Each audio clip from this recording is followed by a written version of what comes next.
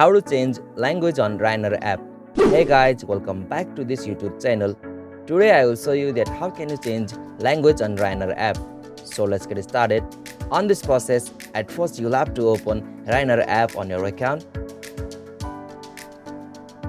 Alright, so simply from here you'll have to log in with your account, and after you're trying to log in, you'll get options like your country code and country number. So from there you'll be able to add a specific language on that, and once you are logged in with your account, you can't change your language from the app. So if you are in the iPhone, you'll get options to change the language from your system. So for that you'll have to just open the app info from your iPhone. So in Android you can change it. So from the app info you'll be able to change the language of Ryanair app. So right now I'm on the Android, so I'm not getting the options like language. So in your case you might be getting the options like language. So simply from there you can change language on your iOS device. So in Android there is no any such options, so you have to set a language at the previous one while logging in with your account. So this is the easiest and simplest method to change language on Ryanair app.